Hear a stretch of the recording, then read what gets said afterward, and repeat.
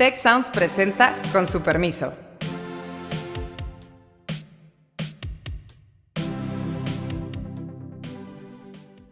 Con su permiso, el día de hoy vamos a tratar el tema de la estrategia de seguridad de la presidenta Claudia Sheinbaum, viendo también los cambios que se han suscitado desde el sexenio anterior al de ahora, así como también el papel que ha jugado pues, el secretario de Seguridad García Harfuch. No necesariamente la dimensión de seguridad llega hasta el día de la elección. Y ese es el reto que enfrentamos hoy. En el día a día, las personas lo que ven es su bolsillo.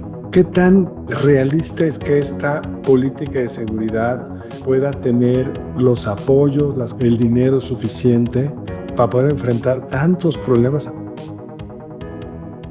Es un gusto para mí contar aquí con la presencia de la doctora Sandra Ley, especialista por mucho tiempo en estos temas de seguridad, violencia y pues métodos de cómo se puede erradicar o mejorar la seguridad de las sociedades. Y por otro lado también pues con nuestro querido Carlos Elizondo. Qué gusto tenerte aquí, Carlos. Pues bueno, empecemos con un repaso general, Sandra. Estaba yo tratando como de revisar varios de los documentos que has generado, de los papers que has generado, y vi por ahí un tema que me pareció muy interesante, que es esta dinámica de la oferta y la demanda de las políticas de seguridad de los votantes hacia sus gobernantes, ¿no? Y creo que establecías ahí muy bien esta disyuntiva entre las políticas que son más como del tipo social, de políticas sociales, que yo diría ahí está el abrazos no balazos del gobierno anterior, y por otro lado, unas políticas más enfocadas en gastos, en policías, tecnologías, que yo no sé si estamos viendo un cambio hacia hacia esa política o no con el gobierno actual. Entonces, bueno, quise también tratar de traer esas investigaciones que has realizado con tanta dedicación durante varios años y pues de ahí partir para este análisis. Gracias, colegas. Muchísimas gracias, Azucena, por la atención al trabajo que he realizado y otro más en curso.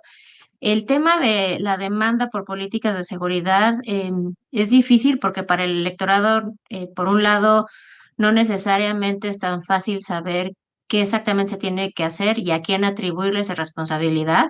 Y por el otro lado, para las mismas autoridades también se vuelve difícil hacer propuestas de seguridad que efectivamente atiendan un problema tan complejo en periodos de gobierno que son relativamente cortos, 3 y 6 años, que no necesariamente van a poder atenderlo y por el contrario pueden terminar dando malos resultados en términos electorales, ¿no? Al poner el tema de seguridad en la mente de los votantes y al mismo tiempo no estar dando resultados concretos en políticas que pues tienen poco alcance. Eh, en ese sentido, algo en lo que pues han tratado de impulsar la administración anterior de Andrés Manuel López Obrador y la actual es poner un poco de énfasis en las causas de la violencia, ¿no? Y ahí ha estado un poco el discurso y en eso se ha enmarcado un poco lo de abrazos no balazos, aunque justamente en una conversación anterior con Carlos un poco cuestionábamos sobre si eso eran abrazos y si no más bien era una política social, a veces muy malentendida, más bien clientelar, que no necesariamente ataca las raíces de la violencia, sino está bien focalizada con seguimiento y con un público objetivo justamente que sí sea de los que tienen esta vulnerabilidad ante la violencia, sino que más bien es una política social pues ampliamente descrita, ¿no? Yo creo, sin embargo, que si bien eso es como lo que prevalece todavía en la administración actual, lo que hemos estado viendo en los sus primeros meses de gobierno, y que también vemos continuidad en cuanto a políticas de em, uso de Guardia Nacional, un enfoque en atacar a ciertos agentes específicos dentro de las organizaciones criminales, con un enfoque en poder como decapitar esas organizaciones y que esos liderazgos puedan debilitar las organizaciones, que ya sabemos que son cosas que no funcionan y que tenemos varias administraciones sabiéndolo. Algo que empezamos a ver que puede ser un poquito diferente es lo que se vislumbra con la operación Enjambre, por ejemplo, en Estado de México, de poder pensar en investigación sobre las redes que subyacen detrás del crimen organizado y que lo sustentan. Y que eso sí tenemos mucha claridad de que el debilitamiento de esas redes de protección de autoridades que sustentan el crimen organizado pueden tener mucho alcance. La pregunta es qué tanto eso lo van a poder escalar en otros estados, ¿no? Por un lado, es una buena noticia que lo hayan podido hacer en un estado que pues ahora es parte del partido en el poder y eso pues está bien que no sea selectivo solamente según filias y fobias partidistas, pero es que tanto eso se va a poder sostener, que tanta capacidad también tienen no solo política y judicial para que no se quede solamente en un arresto, sino efectivamente se lleve a investigaciones y condenas, ¿no?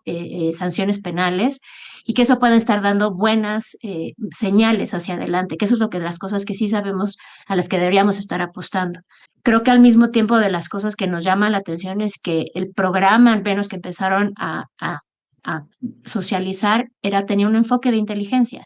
Y eso se aplaude después de que aparece que ese aparato de inteligencia había quedado desdibujado. Sin embargo, creo que todavía eso nos queda mucho trabajo por delante de poder saber qué tanto eso va a estar en desarrollo. Y de nuevo, como ligándola a tu pregunta inicial, eso es algo que no necesariamente en el electorado se ve tan claramente, no necesariamente hay esa demanda, pero es una parte fundamental para efectivamente atender política de seguridad. Son muchos temas y creo que es una respuesta súper interesante, pero me quisiera sentar primero en lo de la demanda del electorado. Y tienes razón que a veces no sabe muy bien el electorado de quién es responsabilidad, pero en el grueso de las ciudades violentas hoy, pues el alcalde es morenista, el gobernador es morenista y la presidenta es morenista. Y en el grueso de las encuestas hay una amplia aprobación por Morena, pero la gente dice, no, la estrategia de seguridad no me está gustando. Hay una desaprobación respecto a el tema de seguridad y lo vimos en una encuesta muy reciente sobre percepción de seguridad en tu ciudad. O sea, ha habido un franco deterioro en varias ciudades. Sin embargo, parece no traducirse en un crecimiento de la oposición o una caída en los niveles de aprobación de Morena.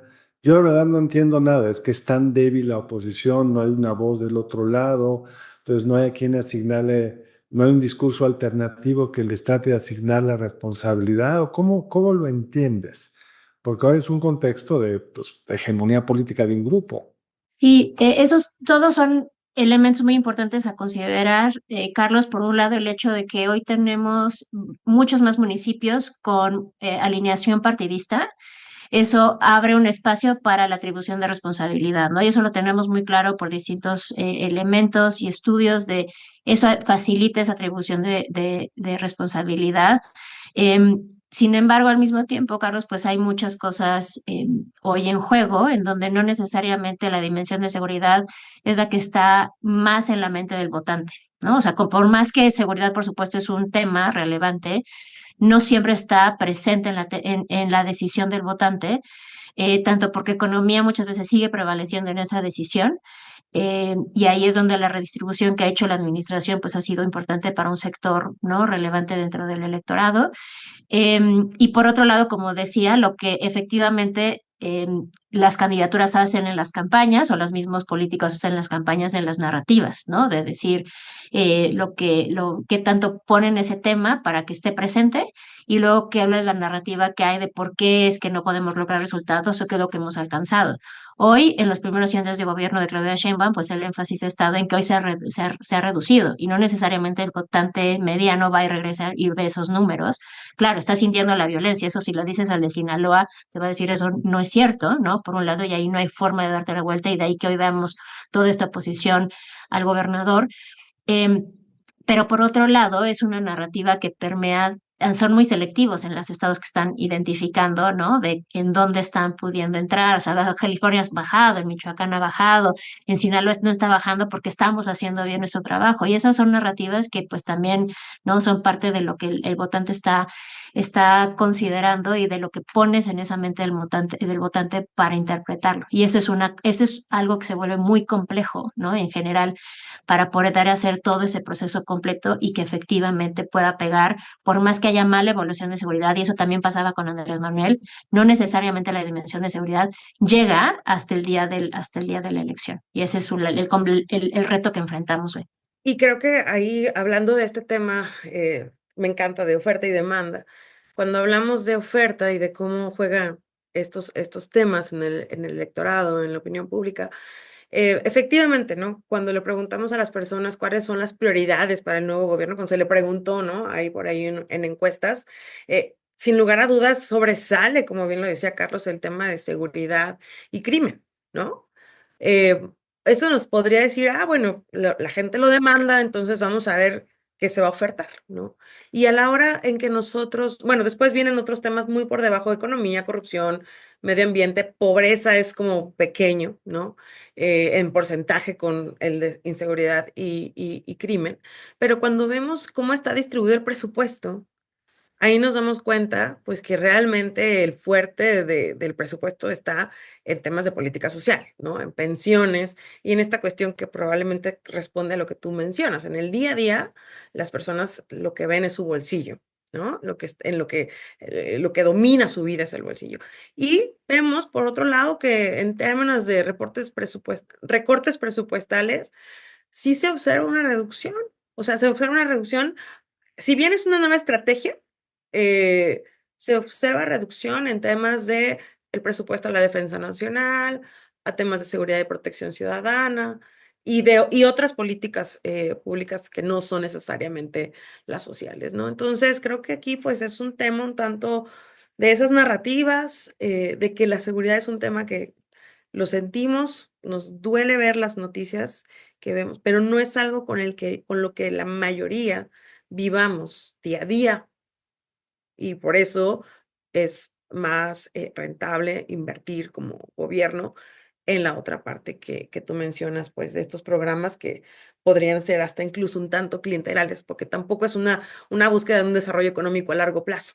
Ahora, la narrativa que no vas a poder, ahorita regresando al punto de Carlos, de que tienes alineación partidista, y ahorita lo que dices, Azucena, es lo que se vuelve difícil ahora para Claudia Sheinbaum es echarle la culpa, echar paz, como nos había pasado, es la culpa del alcalde, es la culpa del gobernador. Hoy se vuelve más difícil.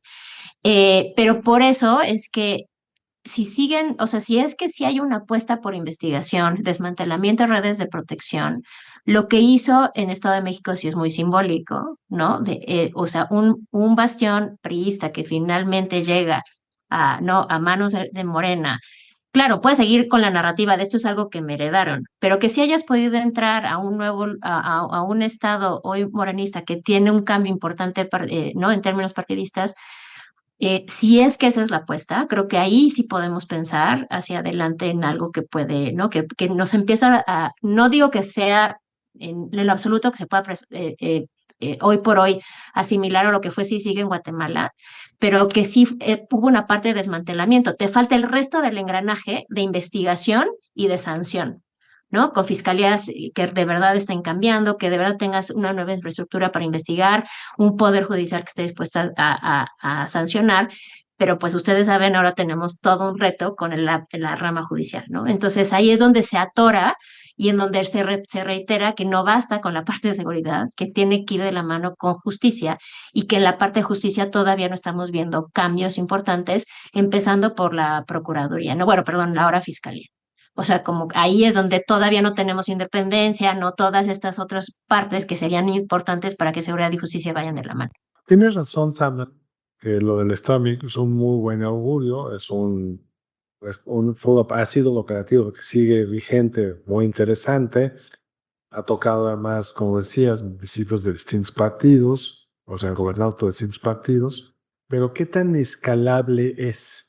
¿Cuáles son realmente las capacidades que tiene hoy el gobierno federal? Decías tú al principio que, bueno, se menospreció la inteligencia todo el sexenio pasado, pero bueno, si se menospreció, se dejó presupuestalmente, se utilizó para otras cosas. Echar a andar eso nuevamente es enormemente complicado. Una serie de decisiones presupuestales que tomaron el año pasado, como por ejemplo dejar apoyar a las policías de los municipios más violentos con un fondo que existía, pues hay que recuperar ese fondo, pero no está ahí. La Guardia Nacional pues tiene una presencia física y un número grande, pero sabemos que no está haciendo su trabajo. Veamos el tema del huachicol. Hay Guardia Nacional y se vende la gasolina de acuerdo a reportajes periodísticos justo. Y por otro lado, pues más allá de algunos homicidios de algunas entidades que mencionaste que han mejorado, pues sí parece que la expansión del crimen organizado en algunas zonas de Guerrero, de Michoacán, de Tabasco, pues nadie las está conteniendo.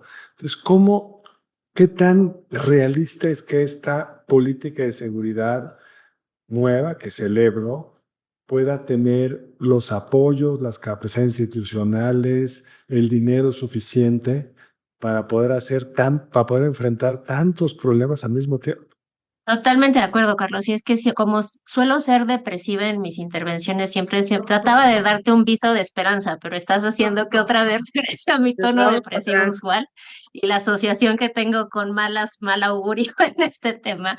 Pero no, estoy totalmente de acuerdo contigo. O sea, es, esto es solamente un rayito de luz que vemos sin que, como decía, esté afianzado con justicia y sin que sea claro que esa sea la línea que pueden seguir en todos lados, porque claramente eso es algo que urgiría hacer, por ejemplo, en Tabasco, tras la revelación de las redes que tenía, ¿no? El mismo secretario de Seguridad, que además es alguien muy cercano a un agente fundamental de Morena, ¿no? Adán Augusto, y eso no está pasando. Entonces, y como bien dices, y como empezábamos un poco esta conversación, no hemos visto cambios radicales en términos de uso de Guardia Nacional, una aproximación distinta a militarización.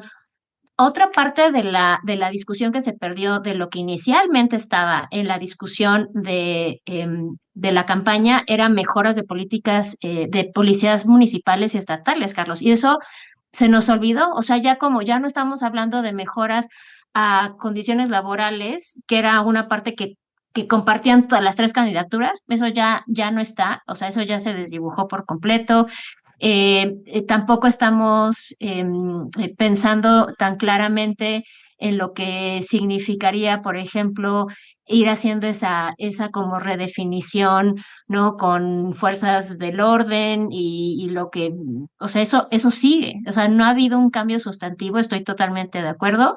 En otras dimensiones que se haría muy importante trabajar, la puntualización que se dijo que se iba a hacer para Chiapas, para Michoacán, que eso venía dibujado en el programa inicial de seguridad, de una puntualización precisa en términos de la incidencia del crimen en economía en Michoacán, del tejido no social en Chiapas, no es claro eso tampoco cómo se ve. O sea, como que nos que Y dejó, que nos daba avisos de novedad, pero ya en términos de concretarlo, implementarlo, no sabemos eso cómo se ve. Y hoy se vuelve más importante en ese tema en Chiapas, más la frontera norte con las deportaciones que se vislumbran con Trump y cómo eso sabemos que está entretejido con otras dinámicas del crimen organizado, de tráfico de personas, extorsión de esa población migrante, etcétera.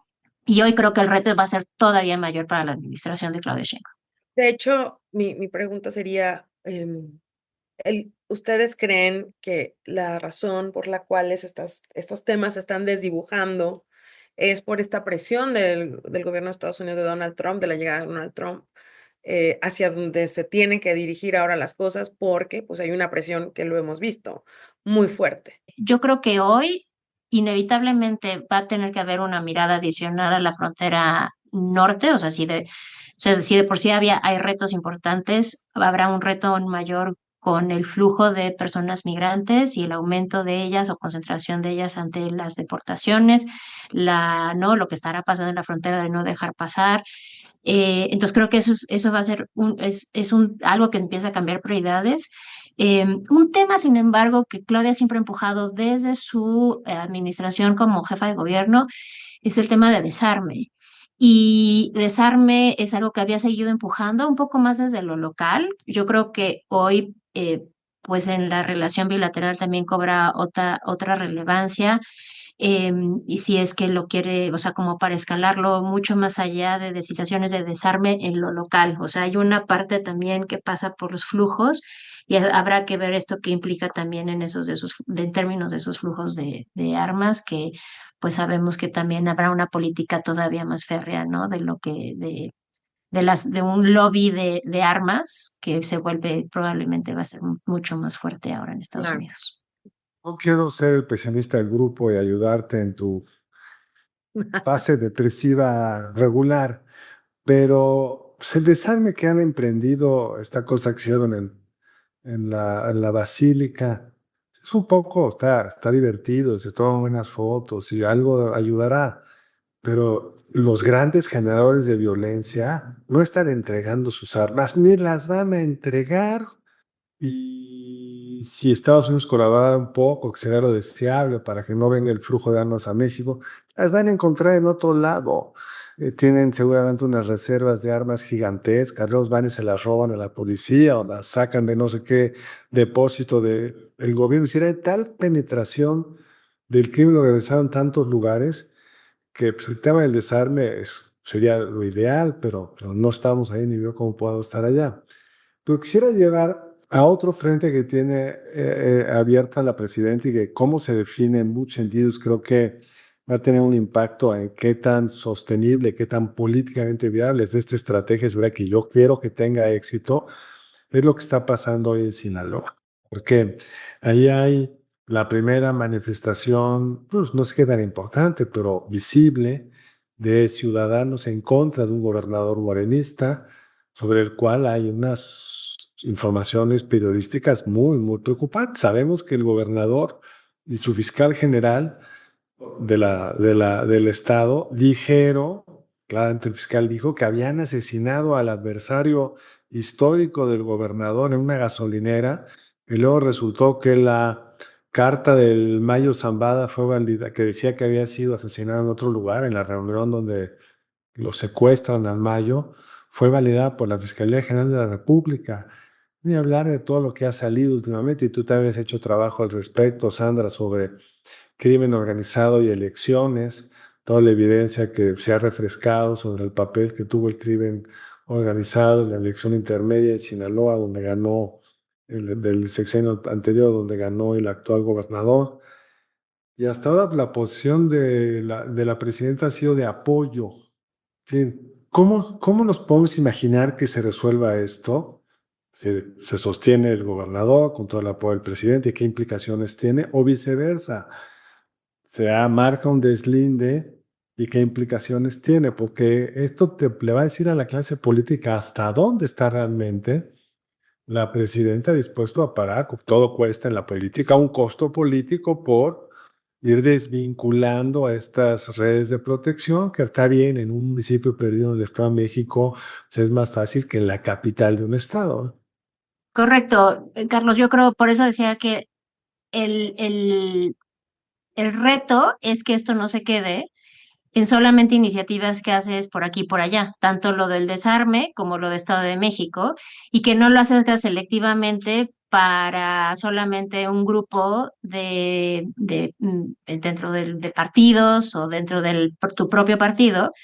Em, y ahí es donde creo que lo habíamos platicado la vez pasada, el enorme reto es que hoy no hay un solo partido que no tenga uno de estos ataques, por ejemplo, del crimen organizado en su círculo, ¿no? Y que eso te habla tanto de los que resistieron como de los que se coludieron. Y ahí es donde se vuelve políticamente muy costoso para cualquier partido llevar la bandera de yo soy, ¿no? Quien va a desmantelar las redes, porque inevitablemente todos van a salir pagando algo, ¿no? Y entonces eso es lo que hace muy costoso esa agenda de desmantelamiento de redes. Y estoy de acuerdo, lo de desarme es una agenda que ha llevado, ¿no? A como que ha empujado Claudia Sheinbaum, pero de una manera muy local, cuando en realidad el gran problema está del otro lado de la frontera y la pregunta es, ¿qué temas hoy en la agenda bilateral de seguridad es la que va a querer llevar? Tanto está el tema de migrantes, no decíamos, está el tema de tráfico, y más en un contexto en el que pues recién se declara a las organizaciones criminales como terroristas, donde probablemente lo que va a pasar es una aproximación de más mano dura, que es lo que sabemos que no termina no va a terminar de afianzar, ¿no? La lucha contra el crimen organizado, porque no solamente necesitas fuego, ¿no? Capacidad de fuego, lo que necesitas es esa capacidad de investigación, de sanción, ¿no? Un fortalecimiento del aparato de justicia, Estado de Derecho, y ahí es donde no está apuntando eso, sino una agenda meramente política para atender a ciertos electorados, ¿no? Y entonces, o sea, como que de un lado de la frontera y del otro estamos caminando por lugares totalmente dispares, ¿no? Y nadie se está fijando por lo que sí podría ayudar, que es esta parte de la inteligencia, del desmantelamiento, del Estado de Derecho. O sea, Sí, y regresando, Susana, a tu primera pregunta y como el trabajo que había estado desarrollando, hay otra parte de que nadie está hablando, o sea, como que el trabajo, lo que se había iniciado en algún momento de, de estas comisiones de atención a víctimas, de eso está totalmente dibujado, como la agenda centrada en las víctimas, las necesidades, no todo lo que implica un proceso de victimización, eso está como totalmente lejano. Eso ni siquiera es parte de la conversación. no, y que además vemos con respecto a la marcha que comenta Carlos en Sinaloa, fue una respuesta a este tema de las víctimas. O sea, ya a mí me parece que dentro de todo la crisis de seguridad, el que haya sucedido esta marcha es una reacción del electorado que ojalá empuje hacia ciertas cosas. Creo que todavía sigue siendo muy local y probablemente con tantos temas pasando en la agenda internacional o en la relación bilateral se desdibuje, pero creo que ahí también puede alguien tomar también ese tema y aprovechar lo que decías de la oposición, ¿no? O sea, déjate tú, necesitamos personas que levanten la voz y que realmente se enfoquen en estas otras formas de hacer. Déjame hacer una pregunta quizá final, porque el tiempo se nos está yendo, Sandra. Digamos, tres o cuatro cosas que hiciera la administración actual te daría como confianza de que vamos bien, y qué tres o cuatro cosas que hiciera te diría, chin, nos estamos resbalando o a la mano dura que solita no sirve o al abrazo que solito tampoco. O sea, píntanos rápido un escenario optimista y uno pesimista para que el que nos escucha pues, pueda ir monitoreando desde donde se encuentre si estamos avanzando o no. Mira, yo creo que si viéramos más operativos como el de la operación Enjambre en otros estados, en una multiplicación de regiones, no solamente concentrar en una región, sino en una multiplicación de regiones, seguida de un proceso de fiscalización, judicialización y sanción, eso sería ¿no? una claridad y que no sea solamente de investigar a unos cuantos, que tengas diversidad de distintos actores de distintos partidos y no solamente enfocado en un solo partido contra quienes te estás yendo. Entonces, yo creo que esa sería una. La otra es que tuviéramos más y mejores datos, que tuviéramos, que no, a mí una de las cosas que me ha resultado muy frustrante en estos 100 días es volvernos a fijar en cambios de cambios porcentuales diminutos en datos que de por sí no tenemos como gran certeza de su calidad, cuando en realidad deberíamos estar apostando por esos datos que antes sí teníamos mejor, que eran públicos, que eran abiertos, ¿no? Y que hoy no los estamos teniendo. Y tercero, yo diría que más allá de eso estamos regresar a lo local, y eso que no nos está pasando el fortalecimiento de lo local. Si empezáramos a ver iniciativas en donde realmente estás viendo cambios para el fortalecimiento de policías municipales, de mejoras en su profesionalización y en sus condiciones laborales, yo creo con coordinación en los tres niveles, otra vez sin importar partidos, eso es a lo que estás aspirando. Creo que hoy esas son al menos tres dimensiones en las que estamos todavía muy lejanos, por más que, como decíamos, quisiéramos permanecer optimistas. Pero si lo viéramos, diríamos va bien. O sea, de alguna manera a lo mejor paulatino, poco a poco, pero sí creo que nos ayudaría. Pues muchísimas gracias a todas y todos por escucharnos. Gracias, Sandra, por tus conocimientos. Gracias, Carlos, siempre por esas preguntas. Y bueno, un gusto escuchar. Nos vemos aquí la próxima semana. No duden en escucharnos en su plataforma favorita y en seguirnos en nuestras redes @Ciencias Sociales Tech. Gracias.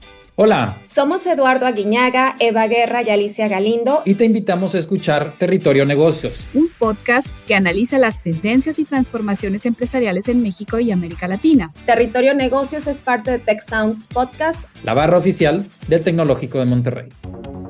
Muchas gracias al equipo del Tecnológico de Monterrey. Denle seguir a este podcast, compártenlo y activen la campana de notificaciones para no perderse ningún episodio.